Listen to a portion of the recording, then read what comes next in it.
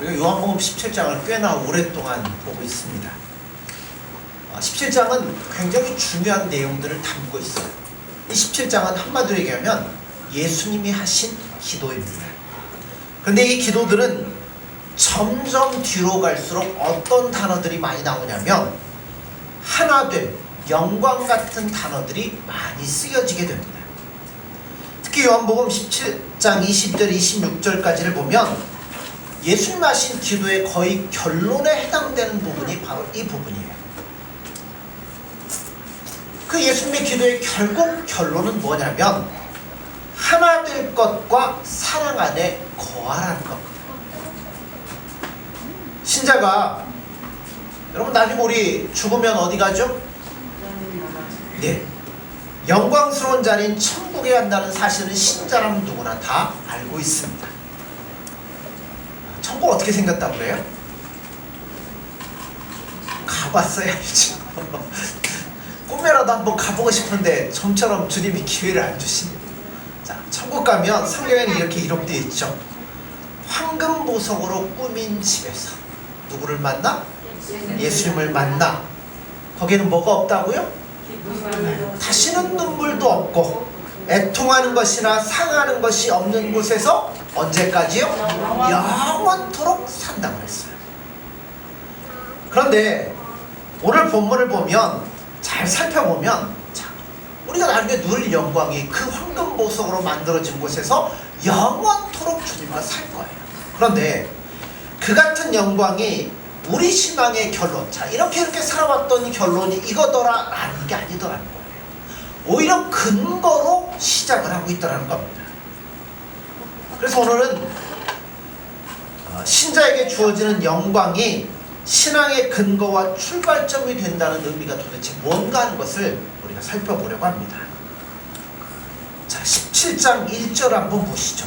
1절을 보면 예수께서 이 말씀을 하시고 눈을 들어 하늘을 우러러 이르시되 아버지여 때가 이르렀사오니 아들을 영화롭게 하사 아들로 아버지를 영화롭게 하게 하옵소서. 자, 여기서 영화롭게 하사라는 것은 뭐를 가리키냐면 예수님이 우리를 위해 십자가에 죽으시는 십자가의 대속의 사역을 말하는 겁니다. 그러므로 지금 여기서 말하는 영광이라는 것은 무엇이냐면 자, 예수님은 누구의 뜻대로 오신 거예요? 그래서 누구의 뜻대로 하셨어요? 그렇죠. 아버지께서 원하시고 기뻐하시는 일에 동참하고 쓰임받는 것이 예수님에게는 뭐라고요? 영광이다 라고 말씀을 하는 거예요. 그러므로 영광은 다른 게 아니에요. 하나님이 기뻐하시는 것을 나도 기뻐하고 하나님께서 하려고 하는 일에 나도 같은 마음으로 참여하여 하나님 아버지의 뜻과 내 모든 것이 일치되는 것을 영광이라 말하는 거예요. 자, 그래서 여러분 신앙이 무엇이냐는 설명도 이와 같은 차원에서 설명을 해야 됩니다. 일반적으로 신앙이 여러분 뭐라고 생각하십니까? 일반적으로 신앙. 흔히 사람들이 신앙 그러면 어떤 식으로 얘기하냐면 이렇게 얘기를 해요. 하나님이 하라고 하는 것은 온 힘을 다해서 하고 하지 말라고 하는 것은 안 하고 그거를 신앙이라고 생각하는 거예요. 그러니까 말씀 지키고 주일 지키고 뭐 죄 안 짓고 그렇게 살아가는 걸 신앙이라고 쉽게 얘기를 합니다. 그러나 여기에는 중요한 결함이 하나가 있어요. 어떤 결함이냐면 이런 거예요.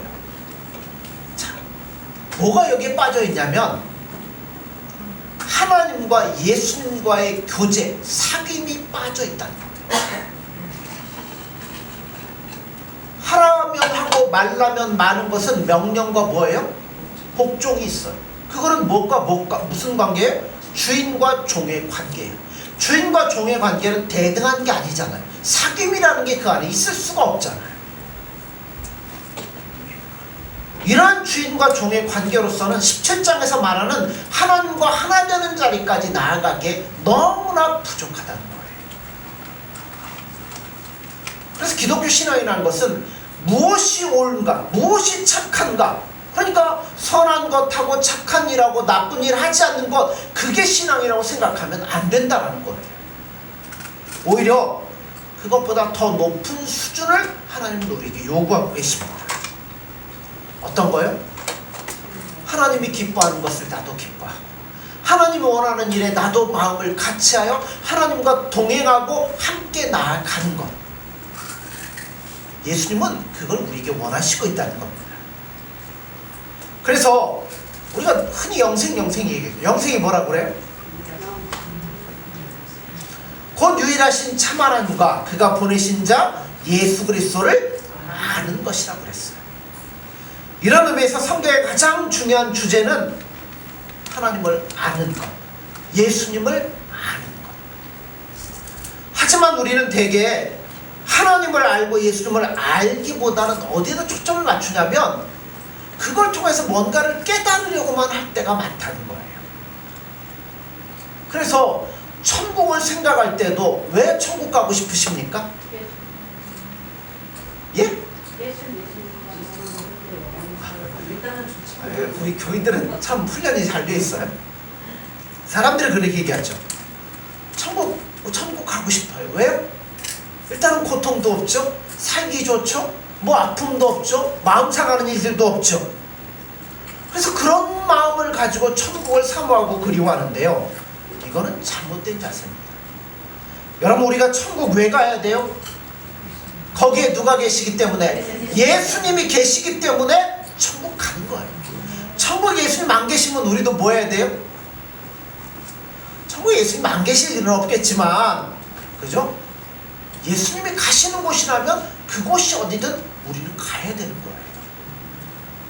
천국이 하나님을 만나고 싶은 곳이 아니라 거기에 가면 사망도 없고 눈물도 없고 애통도 없고 이별도 없고 지금같이 고생 안 하기 때문에 가고 싶다면 그건 유치한 신앙일 수밖에 없습니다. 마치 뭐가 같냐면 아이들과 같다. 아빠가 퇴근을 해서 사탕봉다리를 딱 들고 가면 아이들이 뭐예요? 아빠 하더니 사탕봉다리를 탁 채가지고 어디로 가요? 이제 방으로 가고 만나게 먹죠. 그거 먹는 동안 누구 생각 안 해요? 아빠 생각 전혀 안 합니다. 그러다가 언제 아빠 생각해요? 사탕 다 떨어져 갖고 또 먹고 싶으면 그때 아빠를 찾습니다. 여러분, 우리도 그와 같은 모습으로 신앙생활하고 있다는 거예요. 자, 17장 10절 한번 보시죠.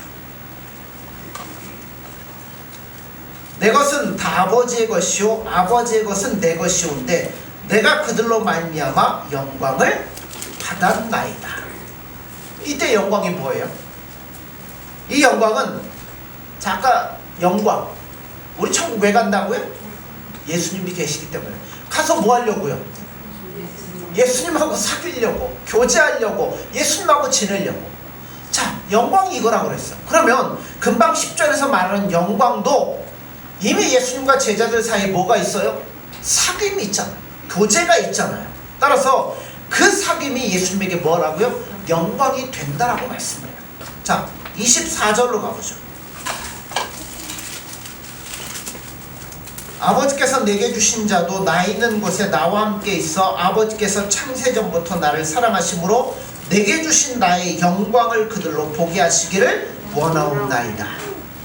자, 여기서 주목할 것은 10절에서도 영광을 받았다 이야기를 했어요. 자, 근데 여기서는 영광을 어떻게 해달라고요? 보게 해달라는 미래지향적인 얘기를 해요. 10절에서는 받았다고 하고 24절에서는 보게 해달라고 얘기를 합니다. 그러니까 이미 예수님과 제자들 사이 뭐가 시작됐어요? 교제가 시작됐어요. 영광이 이루어지고 있는 거죠. 그래서 시작이 되어 하나님께 영광을 받으시는 일이 시작이 되었다는 의미에서 영광을 받았다는 것이고, 동시에 이 영광은 앞으로 온전히 이루어지게 될 것이라는 미래지향적인 의미도 담고 있어요. 그러니까 우리가 예수님과 사귐으로 영광의 자리에 섰지만 완전한 건 아니죠. 그래서 이걸 어떻게 하시겠다고요? 더 친밀하고 온전한 자리에까지 예수님이 끌고 나가셔서 영광을 받으시겠다는 겁니다. 그렇기 때문에 신앙이라는 것은 흔히 말하고 생각하는 것처럼 하나님께서 하라는 것 하고 말라는 것 안 하는 간단한 차원의 문제가 아니에요. 더 깊은 내용을 갖고 있다는 것. 신앙은 누구로부터 시작해서 어디로 끝나요? 하나님을 아는 것부터 시작해서 하나님을 아는 것으로 끝이 나는 게 신앙입니다. 우리 신앙은 매일 누구를 구해야 돼요? 예수님을 찾고 예수님을 구하고 예수님을 알아가고 그 관계가 더욱더 친밀해져서 주님이 기뻐하는 수준에까지 올라가야 되는 게 신앙이라는 거예요. 그러니 하라는 것하고 종과 주인의 관계가 아니에요.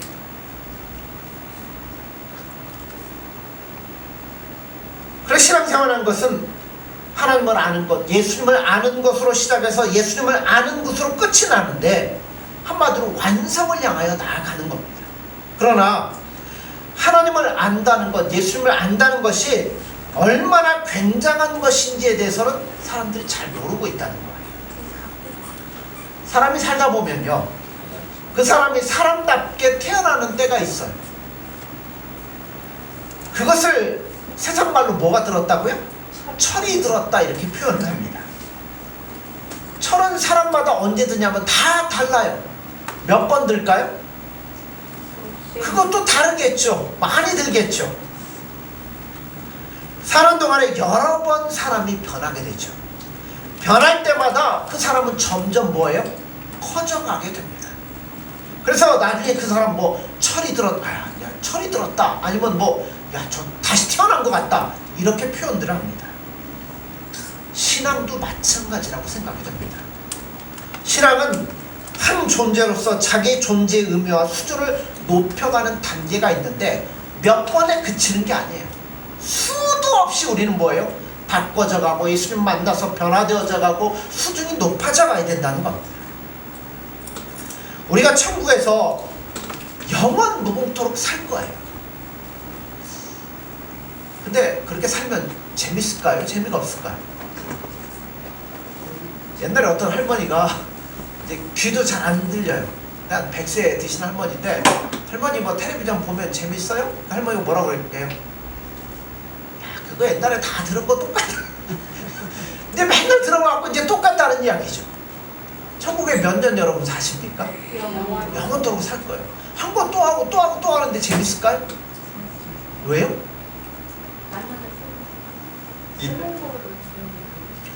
영원토록 산다는 것은 매일매일 똑같은 삶을 되풀이한다는 게 아니에요. 그것은 살아도 내가 어제를 반추할 수 없을 정도로 풍성한 곳이라는 의미에서 영원토록 산다는 거예요. 사랑하는 사람과 만나면 어제 만났는데 뭐를 또 만납니까? 근데 만나서 실컷 데이트하고 집에 가면 또 뭐예요? 전화 또 하죠. 또 전화하고 아침에 일어나면 또 전화하고 그 다음날 또 만나고. 왜 만나요? 똑같은데 사랑하니까. 그 관계 안에 풍성함이 있으니까 더 보고 싶다는 겁니다. 이것이 하나님과 사귐에 관한 문제요, 하나됨에 관한 문제요, 하나님을 아는 문제입니다. 요한복음 1장 18절에 보면 본래 하나님을 본 사람이 없으되 아버지 품속에 있는 독생하신 하나님이 나타나셨느니라 라고 말씀합니다. 예수님 뭐하러 오셨다고요? 하나님을 나타내려 오셨다고 합니다. 본래 하나님을 본 사람이 없는데 아버지 품속에 있는 독생하신 하나님이 나타나신 거예요. 그런데 아버지 품속에 있다라는 이 단어들이 영어로 말하면 비동사고 헬라어로 말하면 원문에 의하면 현재형입니다. 헬라어 현재형은 진행형이라는 뜻을 갖고 있어요. 계속해서 이루어지고 있다는 거예요. 그러니까 예수님이 하나님을 나타내는데 한 번 나타낸 게 아니라는 거죠. 계속해서 나타나는데 예수님의 말씀을 통해서 예수님 하신 일들을 통해서 예수님의 모든 행적들을 통해서 하나님을 계속해서 우리에게 보여주고 있다는 겁니다. 그러니까 예수님은 누구를 보여주러 온 거예요? 하나님을 보여주러, 하나님의 뜻을 나타내려, 하나님의 뜻을 완성하러 이 땅에 오신 겁니다. 자, 성경 한번 보죠. 요한복음 5장 19절에서 20절입니다.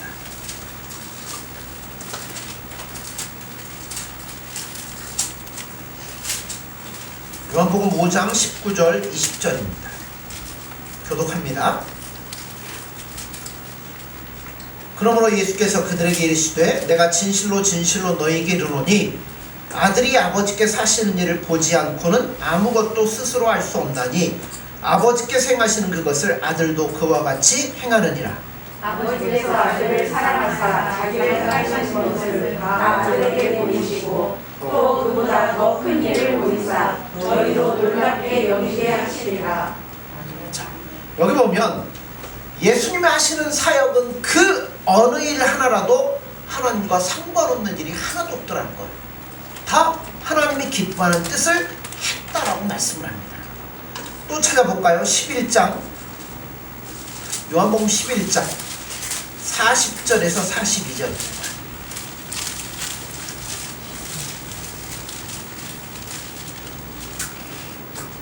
교독합니다. 11장 40절에 42절 예수께서 이르시되 내 말이 내가 믿으면 하나님의 영광을 보리라 하지 아니하였느냐 하시니 돌을 옮겨놓으니 예수께서 눈을 들어 우러러보시고 이르시되 아버지여 내 말을 들으신 것을 감사하나이다. 같이 봅니다. 항상 내 말을 들으시는 줄을 내가 알았나이다. 그러나 이 말씀 하옵는 것은 둘러선 무리를 위함이니 곧 아버지께서 나를 보내신 것을 그들로 믿게 하려 함이니이다. 아멘. 자, 예수님이 누구를 살리셔요? 나사로를 살리십니다. 기적을 일으키시죠. 그런데 기적을 일으키시면서 누가 누구의 말을 듣는다고요? 아버지께서 내 말을 들으신다라고 하십니다. 그렇게 기도함으로써 하나님이 예수 그리스도를 보내신 줄을, 그 두 분이 한 마음이고 생각이 같고 같은 뜻을 품고 기쁨으로 하나 되었다는 것을 우리에게 알게 하고 증명하고자 하는 것이 본문의 초점인 거예요. 아버지께서 내 기도를 들으셨다는 거예요. 내 말을 들으셨다는 겁니다. 이렇게 주님께서 분명히 그 의도를 이야기하시는데, 그러니까 예수님 하셨던 말씀, 기도, 행동, 이적, 모든 것 아까 다 뭐라고요? 누굴 나타내려고요? 그렇죠. 한마디로 하나님을 우리에게 소개시키려고 하시고 있다는 겁니다. 우리로 하나님을 만나게 하며 하나님을 보게 하기를 예수님은 원하신다는 겁니다. 이것이 성경 이야기하고자 하는 중요한 내용 중에 하나인데요. 그런데 우리는 우리의 신앙은 하나님을 사귀고 하나님 앞에 나아가 하나님을 만나기는 하지만 그 모든 것을 자신을 증명하는 하나의 도로 받아들이는 경향들이 많이 있습니다. 자, 성경 우리에게 하나님이 거룩하니까 뭐 하라고요? 거룩해져라. 근데 이 거룩하라고 하는 이유가 뭐예요? 하나님 앞에 나아갈 수 있는 최소한의 근거가 뭐예요? 거룩해져야 된다는 겁니다. 하나님 앞에 나아가기 위해서 거룩해지는 거지, 그걸로 나를 치장하고 내가 이 정도면 괜찮습니다 하는 것을 증명하기 위해서 거룩해지라고 말씀하지 않아요. 이거를 모르게 되면 야 나는 이렇게 하는데 너는 왜 안 하냐 하면서 다른 사람들에게 자꾸 뭐예요? 시비를 걸고 지적을 하는 일들이 벌어지게 된다는 겁니다.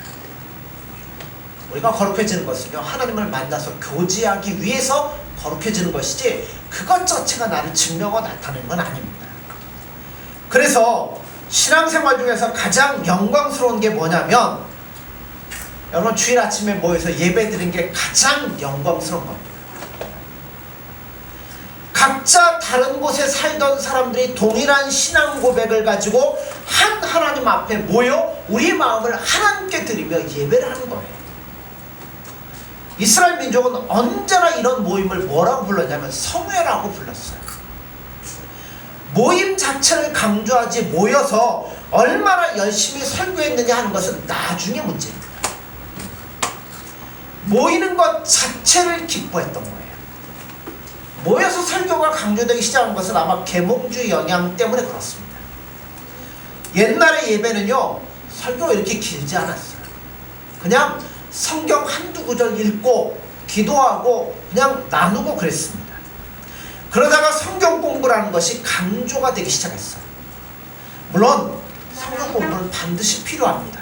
왜 필요하냐면 공부를 해서 우리가 알지 못하던 것들을 알고 믿고 있던 것들을 더 깊이 있게 우리가 깨닫게 되어지고 넓혀야 되고 모르는 것들을 깨우쳐서 우리 영혼이 살찌기 위해서 성경 공부라는 게 우리 가운데 필요해요. 그러나 이 모든 것들은 결국 무엇을 위한 것이냐면 하나님을 사귀고 예수님을 사귀고 예수님을 더 알고 교제하기 위한 것이어야지 그게 우리를 치장하기 위한 것이 되어서는 안 된다는 겁니다. 그런데 여러분 지금 우리는 어떻습니까? 여러분이 나와서 예배 드리는 것 이 자체가 그렇게 설레고 영광스럽다기보다는 오늘날 예배는 어디에 초점을 맞춰요? 여기에 와서 어떤 설교를 들었느냐에 초점을 맞출 때가 훨씬 많다. 예배 자체가 아니라 그래서 누구 설교를 어떤 설교를 들었느냐 여기에 초점을 맞출 때가 있습니다. 그러니까 이제는 뭐밖에 없냐면 설교 잘하는 목사와 설교 잘 듣는 성도밖에 없어요. 뭐가 빠졌어요? 예배라는 것이 사라져가기 시작합니다. 만나서 예수님을 의지하고 교제하고 예수님을 소망하고 예수님을 알아가고 그 예수님께 나를 드리는 그 교제 시간이 점점 사라지는 거예요. 그러니까 설교하고 그거 듣는 귀밖에 안 남았어요. 우리는 너무 쉽게 와서 너무 쉽게 예배를 봐주고 여러분 돌아가서 오늘 설교 뭐 어떻더라 잘하더라 너무 이렇게 쉽게 흘러가 버리고 말입니다. 옛날에 예배드리기 참 어려운 때가 있었어요. 우리나라에 일제 치하 있을 때 믿는 자들이 어떻게 비밀리에 수소문해 갖고 몇몇 신자들이 딱 모였어. 그때 막 드러내고 그게 찬송을 할 수 있습니까? 통성기도를 할 수 있습니까? 모여가지고 주님 한마디 했는데 뭐예요? 거기에 모인 사람들이 다 감비해가지고 우는 거예요. 왜 울어요?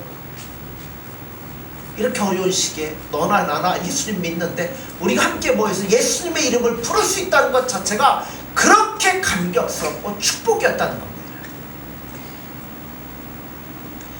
그러나 이제 어때요? 누가 모이지 말라고 하는 자가 있습니까? 마음껏 허락되자 주님 부르는 거 그렇게 신나는 일이 되지를 않고 있더라는 겁니다. 여러분 우리가 별것 아닌 것처럼 느껴지지만 오늘 이 아침에 예수님 앞에 나와 이렇게 예배할 수 있다는 것이 얼마나 대단한 영광인지를 여러분 아셔야 돼요. 예수님께서는 이러한 영광을 주시려고 이 땅에 오셨다고 분명히 말씀합니다.